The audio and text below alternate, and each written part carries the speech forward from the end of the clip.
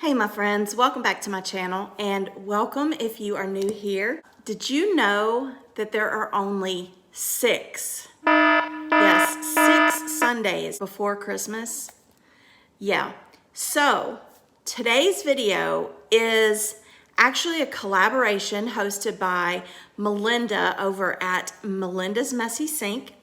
And I'm so glad she's doing this collaboration because it kind of gets me thinking about Christmas and planning and if I'm gonna have a party, but it's also about Christmas traditions. Do you have any Christmas traditions in your house, or did you have any growing up? Let me know in the comments below.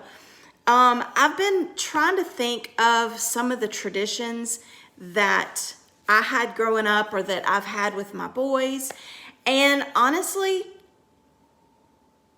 they kind of all involve food. I don't know, but there are a couple of other little things that, that I've done over the years, and I'll share those with you throughout the video.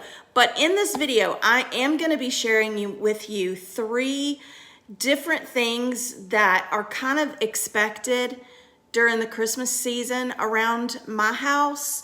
And so I'm going to share those with you. You're also going to want to check out the playlist, and it will be in the description box as well, because a lot of ladies have come together to share with you their Christmas traditions as well as their planning.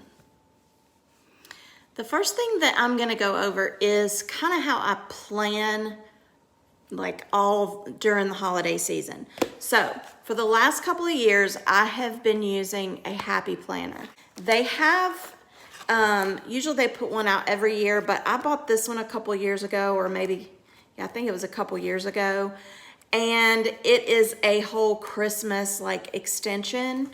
And there's different sections in here. There's a menu section, a party section, a cards and gifts section, a memory section, a notes section, a cookie exchange section.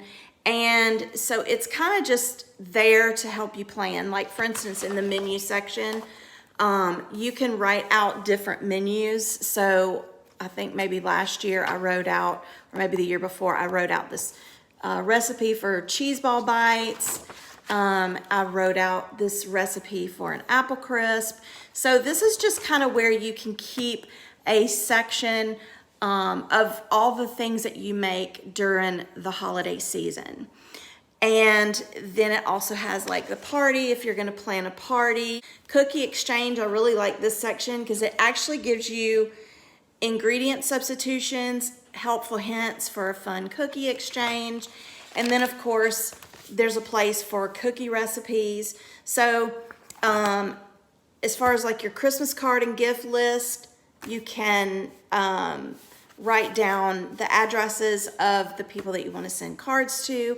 Then there has been a section in this section where you can write your gifts down, but I've used all of that. So they do have this stocking stuffer ideas section that I'm probably just gonna use. This is something that definitely comes in handy for me, and that is just one of the things that keeps me kind of sane during the Christmas holidays, is I definitely use my Christmas planner, and I even take it to the store with me. The first thing, food related, that is always expected at Christmas gatherings. So when we go to my in-laws' house for our family Christmas with my husband's parents and his family, they all expect something that I made several years ago for, I guess, maybe a Christmas thing, but it's called a jalapeno popper dip.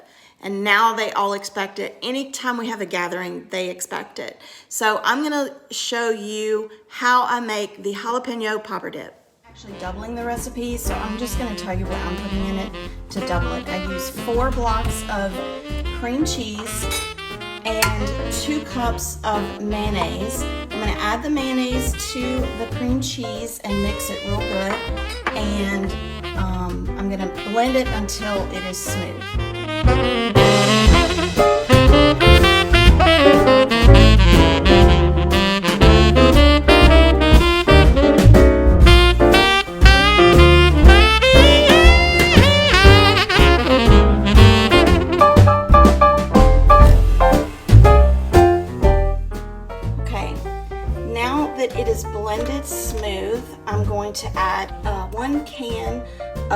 chopped green chilies, and they have been drained.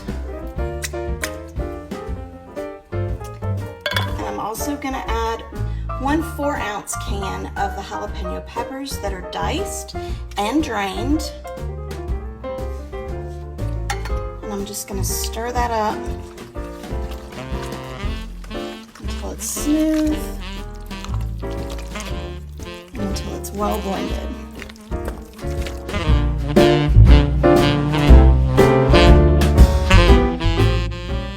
Once it's blended really well, you're gonna add it to a dish.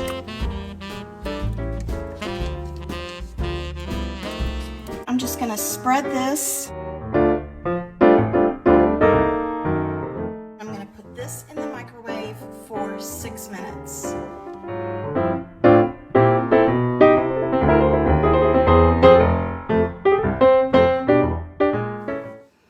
As far as Christmas traditions go, I have 2 boys, so I see pictures and videos and whatever all the time on social media of, everybody wearing matching PJs and those kind of cute things. Well, I can't convince my boys to wear matching PJs.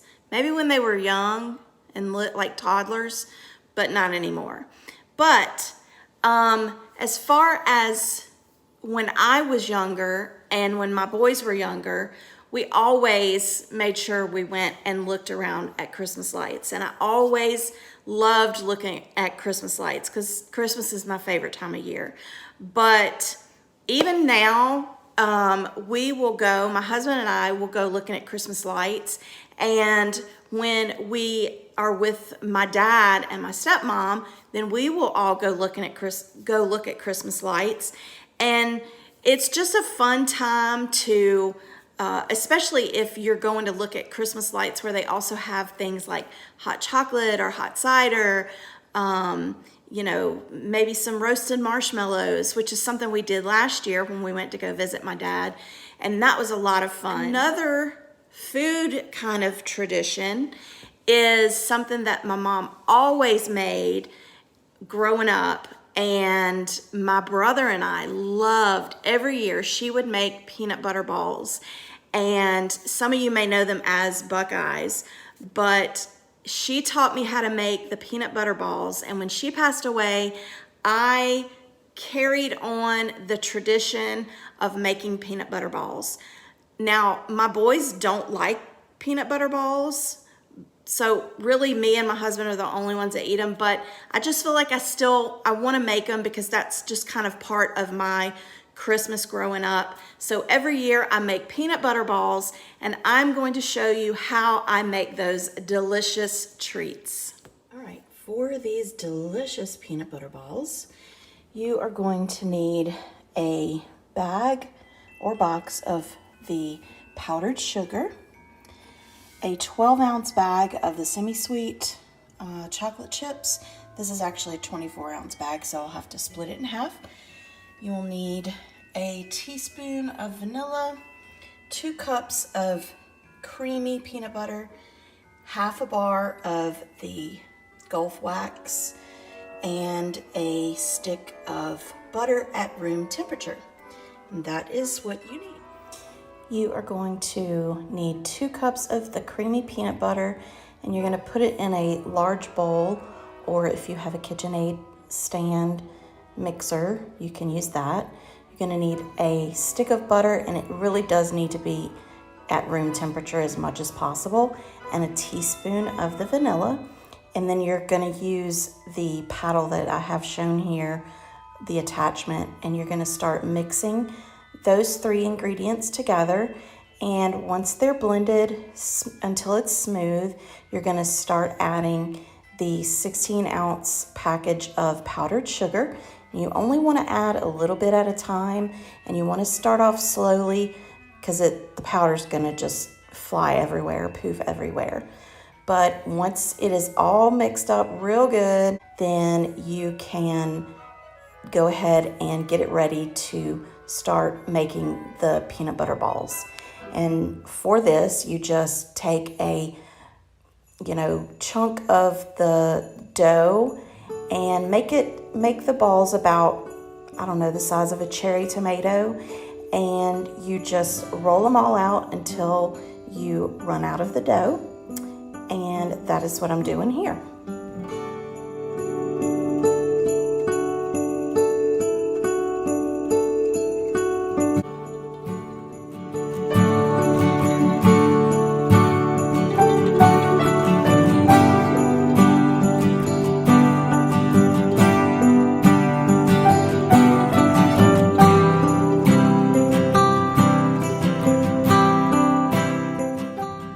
As you can see, this is a tedious process, and it is super easy, but it is just tedious and time consuming.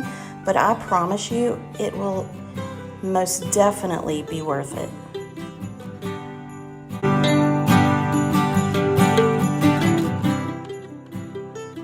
Now that all of the dough is shaped, I am putting a toothpick into each one, and this will be used for when I have to dip it into chocolate.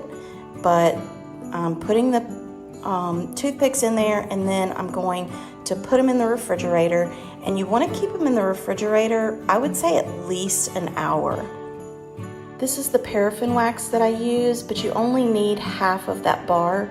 So I cut the bar in half, and now I have the half of a bar in a double boiler. And once the wax is all melted, you're gonna add the chocolate chips, and you stir the chocolate chips until it is creamy and all the chunks are out. Then you're just gonna start dipping the peanut butter balls into the chocolate, and then you just set them back on the tray that they were on.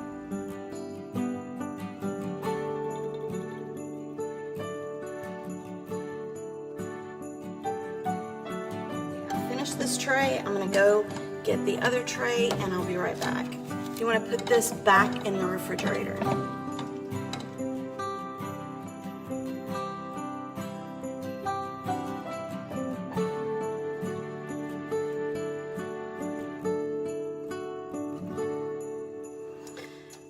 All right, I have a little bit of chocolate left, but it's getting too hard to drag them around, so I only had, let's see, 1, 2, 3, 4, 5, 6, 7, 8, 9 that I didn't dip in chocolate. So that'll be good for my husband. So now I'm going to go ahead and put these in the refrigerator as well.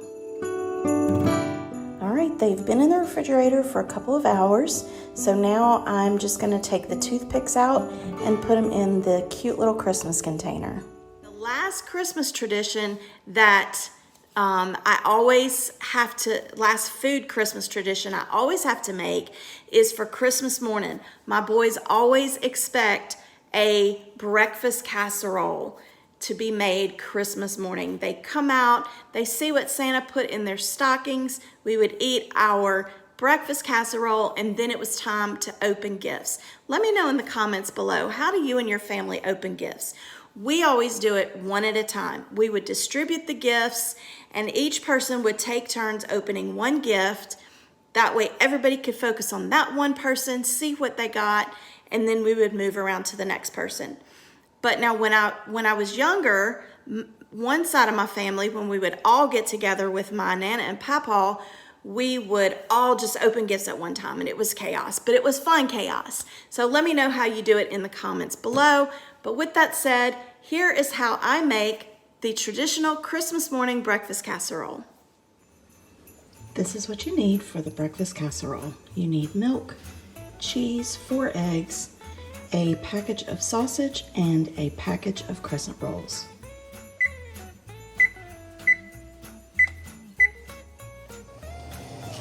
The first thing you're going to do is you are going to chop up your sausage, and you're going to cook it until it's done, and then you're going to drain the grease out of it.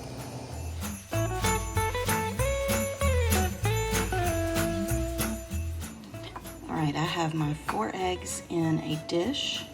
I'm going to add 3/4 cups of milk, and I'm going to add some salt and pepper, and then I'm just going to beat that until everything is mixed and combined well.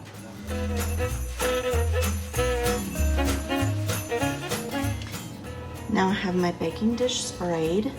So the next thing I'm gonna do is take my crescent roll dough and set it inside of my dish.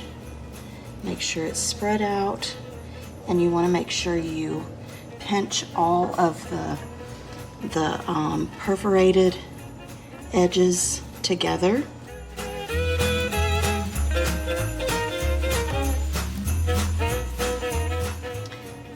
Next, you're going to pour the sausage, the drained sausage, over the dough and spread it out.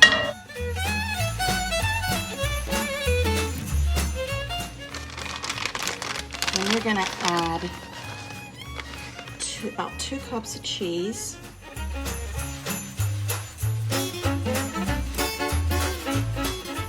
And finally, you are going to pour your egg mixture on top. And just kind of make sure you spread it evenly, or pour it as evenly as possible. And you're going to cook it in a 425-degree oven for about 15 minutes or until set. Then you're going to let it stand for about 5 minutes before you start cutting it.